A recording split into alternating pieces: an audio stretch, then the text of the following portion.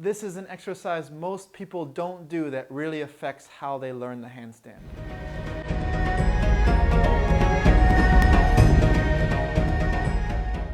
Hello humans, and welcome back to the Tao Way. I'm Antonio and this is part 3 of a 6-part series.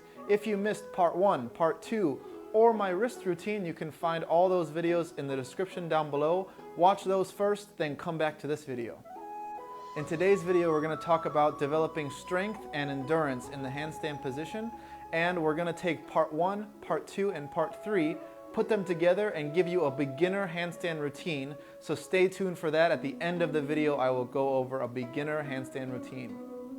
But getting into today's video of developing strength and developing endurance in the handstand, we are going to go over an exercise called chest to wall handstands.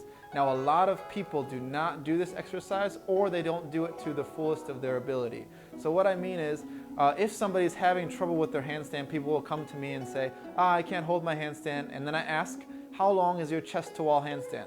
They usually have 2 answers. The first answer is, what is a chest to wall handstand? And the second answer is 20 seconds, 30 seconds. This is not enough. If you can hold a chest to wall handstand for only 20 seconds or 30 seconds, how do you expect to use half of that time to do a freestanding handstand? It just won't happen.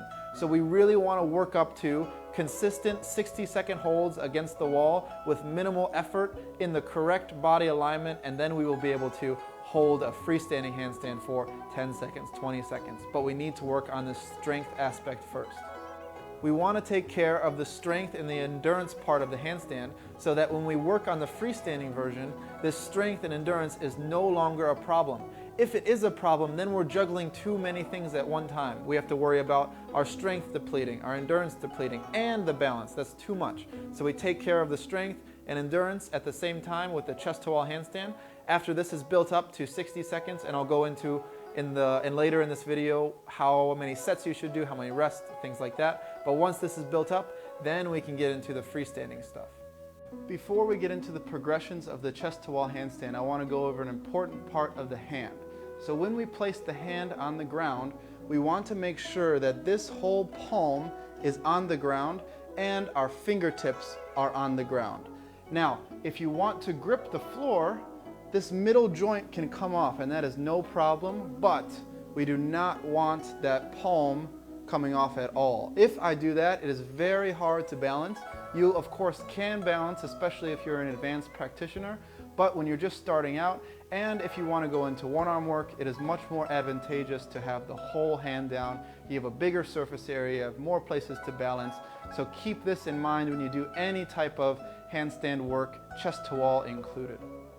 So the very first progression that we're going to do is just getting some weight on the arms. So we will go in a type of downward dog position, but what we're focusing on is placing the hands about shoulder width apart, gripping the ground, and having the shoulder go over the wrist. So this is a good exercise if you're just starting out and you're a little bit scared to jump into the handstand. We are loading the wrist, we are loading the shoulders, and we can start in this position. Then from this position, once you are comfortable here, then we can start to raise the platform. So you could use a wall, you could use a platform, you can use a bar, whatever is around you to step up. And our first goal is just to get our body up a little bit. Keep the shoulder and the wrist over each other and keep the same hand position. Remember not to let the palm come off the ground.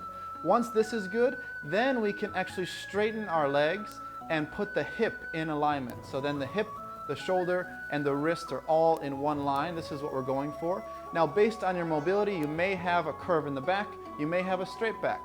Both are okay, just work on your mobility, and as your mobility gets better, we can have a straighter back. Then from here, once you feel comfortable getting the hip, the shoulder, and the wrist in line, then we can start to have a straight body. Now here's where we get into more details. So number 1, I want to be pushing my shoulder into my ear. This is called shoulder elevation or scapula elevation. Number 2, I want to have my waist into posterior pelvic tilt. So doing this, I need to squeeze my butt very hard. Number 3, I want to have my feet together, my heels together, and my feet pointed. So from here, I have a straight body and I'm on the wall. As you get more and more comfortable, you can start walking closer and closer to the wall until you are as close as you can. And keep in mind that the only part of my body touching the wall is the tops of my feet. not my stomach, not my chest, not my forearm, just the tops of the feet. And we want to hold this position for time. Each progression, I would hold the minimum of 30 seconds and a maximum of 60 up to 90 seconds for right now. So like I said, for these progressions, you want to hold from 30 to 60 seconds, and you'd want to do anywhere from 3 up to 5 sets of these. Now, how much rest should you have? When you're starting out, I would do a 1-to-2 ratio. So if you hold for 30 seconds, I would times that by 2. So I'd rest for 60 seconds, then do another 30 seconds, rest for 60 seconds, do another 30 seconds. If you have been practicing a little bit longer, then I recommend a 1-to-1 work to rest ratio. So that means if you hold for 30 seconds, you'll rest for 30 seconds and repeat.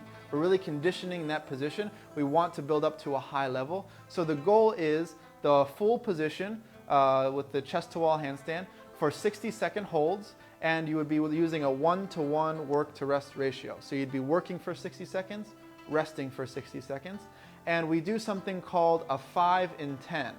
5 minutes of chest to wall handstand in 10 minutes total. So that means you do one set of 60, rest for 60, and so on, and you will get 5 full sets in 10 minutes, and that is the ultimate goal, to know that you have enough strength, enough endurance in the handstand position to work on more freestanding.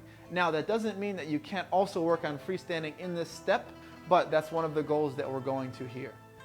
The next thing is, how do I know when I'm ready to go to the next step? So let's say you start at level 1 with just the hands and the shoulders in one line and your feet on the ground. I would say work up to sets of 60 seconds.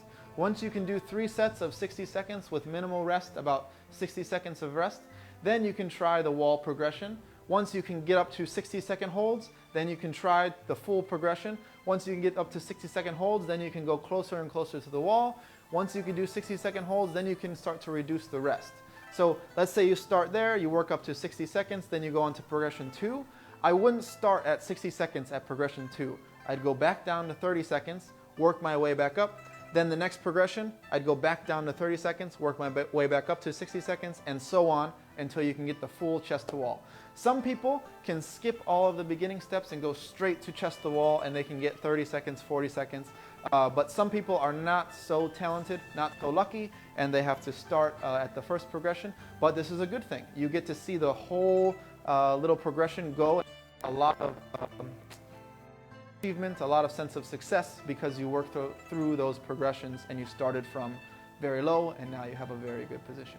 I told you I was going to talk about how to program using part 1, part 2, part 3, and my wrist routine.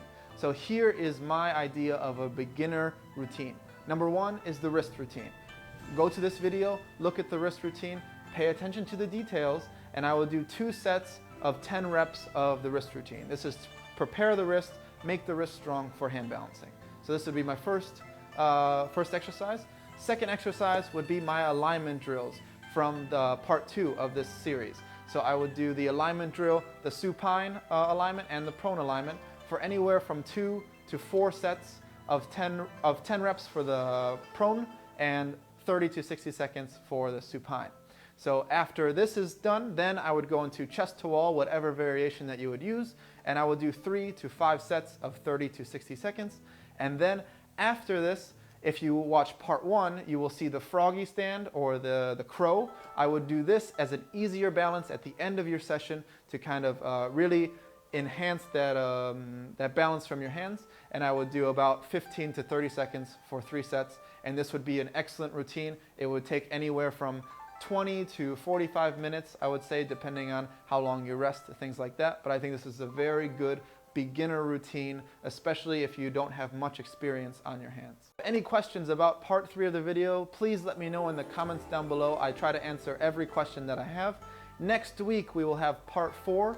Part 4, we're going to go on balancing. So we're going to do a couple exercises of how to attain balance, how to get balance, because a lot of people, when they learn to handstand, they just find an open space and they kick up, and this is not the best way to learn. I think you should have a systematic, a progressive approach. So this is what I will offer you next week. So if you're not subscribed already, subscribe to see that video as soon as it comes out.